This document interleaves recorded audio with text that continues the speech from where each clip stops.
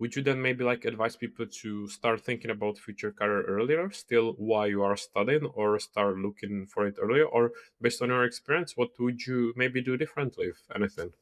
So I think one thing I always say that I would do differently is that as soon as I've enrolled in any kind of academic degree or university, I would start thinking about my career prospects then and there.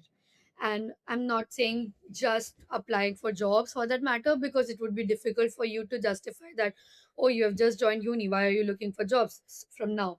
But working on stuff which you could show as a proof, right? And this could be done in various ways, which I regret I didn't start it earlier. One top thing which would be your personal brand.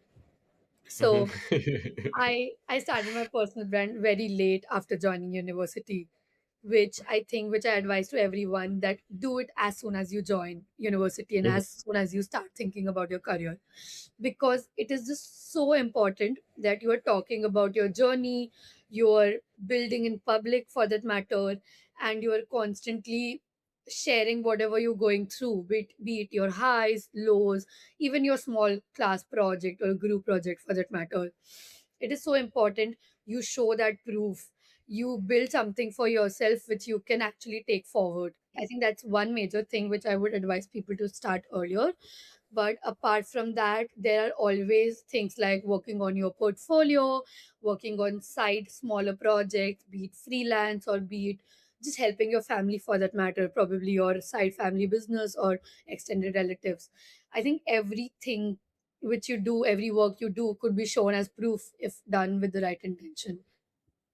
I agree. Be proactive. And with what you said with building personal brand, of course, that is something that I can very much relate. I think it's more relevant than ever. And as we know, even if not only competition, but AI emerging as well, there's like Yeah. no better time to start building your brand than now. I swear. I mean, I think I started in 2023. For that matter, it has been almost 3 years now. I've been working on my LinkedIn, and as AI is emerging along with that, I still remember like the first time ever I used AI for my marketing project in university. So, and it was such a fascinating concept for me that, oh, I can give a prompt and my stuff is done. Wow. Yeah, yeah. And how it progressed since then, right? And who knows how it's going to progress Oh my God. even next I months, years. It is limitless, to be honest. You cannot Mhm. imagine how and where it's going to reach.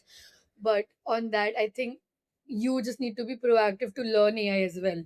Like if Yeah. you're not moving forward with AI and just depending on that, you're probably losing your own conscious and then the competition. So that is definitely there And never forget that it's never late to start learning it. If there's like someone who for feel sure. like that they are behind or haven't started, you can start anytime. Better start late than not to start at all, right? And for that matter, even when you look back, you'll always think that I should have started earlier.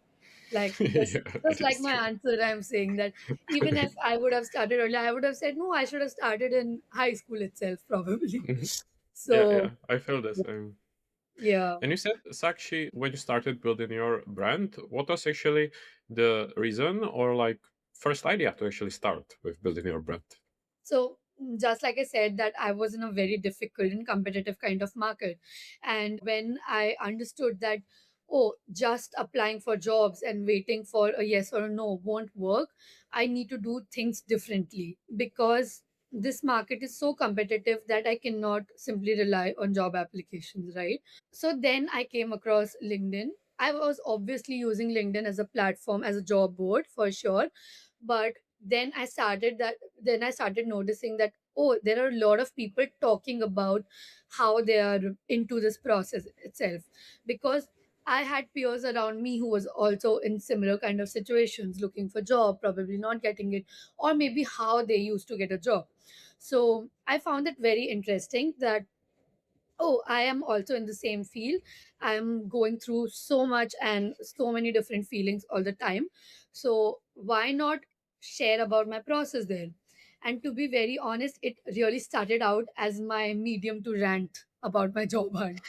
Like I always say this, that I was very passively aggressive about, oh, I'm not getting a job, I'm rejected from this interview.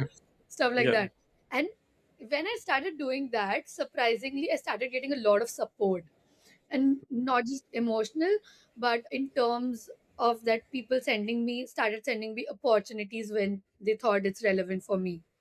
that's So nice. Yeah, so I thought, oh, that's very interesting. Like, I thought I'm just ranting about my job hunt process and getting my feelings out there in terms of writing. But this is so much more than that. Like, if I'm talking about my journey, I'm sharing about my process. There are so many people who are getting value out of it in terms that, oh, if she did that, probably I could try doing that as well. And second, when I'm openly talking about my wins or losses for that matter, there are so many people who are ready to help you out there in whatever way possible. Be it, it could be a referral, or it could be, oh, I saw this job, you could be a relevant fit for it. Why not apply for it? So then I started realizing that LinkedIn is so much more than just like a posting platform and a networking platform for that matter. And it has become game changing now. So I think that was my major reason which motivated me to start here. yeah. I'm happy to hear that. And recently, you actually hit a beautiful milestone with the followers. If I'm not mistaken. It is, yeah. I think it's 15K recently. So it's crazy to see how I probably started with 1,000, 2,000 followers, which were like my just my friends basically, Yeah, yeah, yeah, yeah. who follow me for networking. But now it's a big community, I'd say.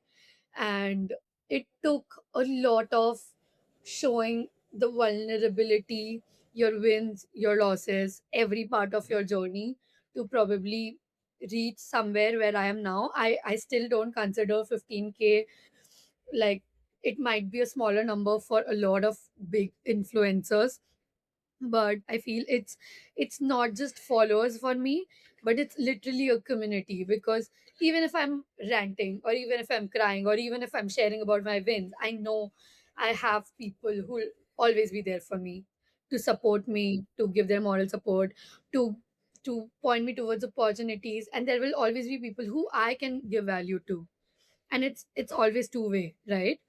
So it has been an amazing journey that way, where I feel that it was a big right decision that I started ranting out on LinkedIn, because it's so much more than that.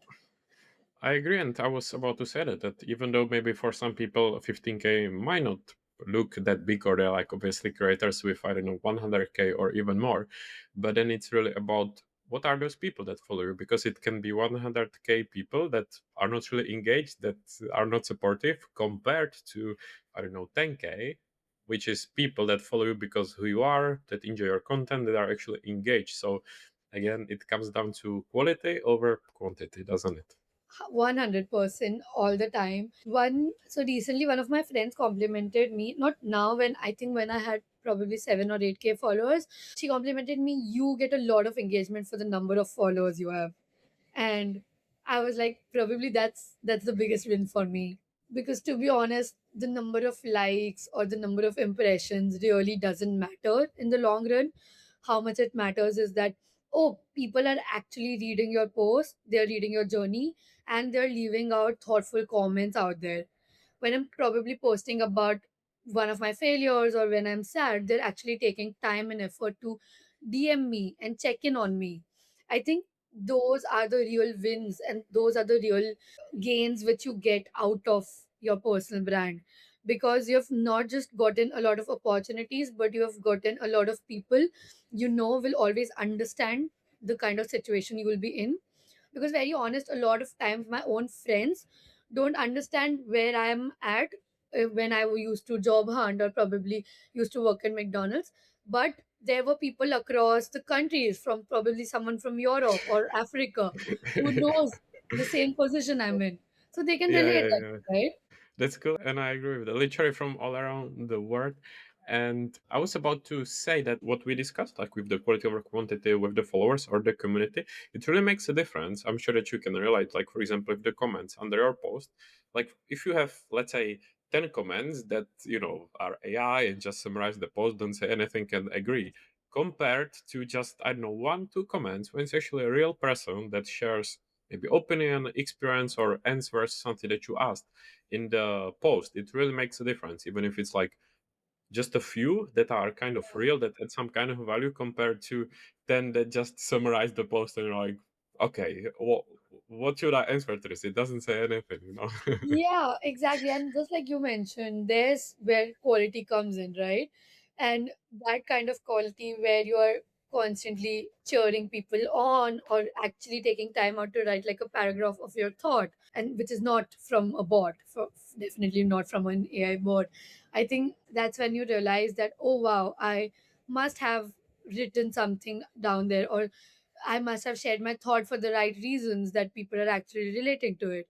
So I would definitely prefer those two thoughtful comments over those five comments which are written out of like nowhere. Like I try to practice that myself as well when I'm commenting on other people's posts, or be it my friends or be it a new person I've come across on LinkedIn.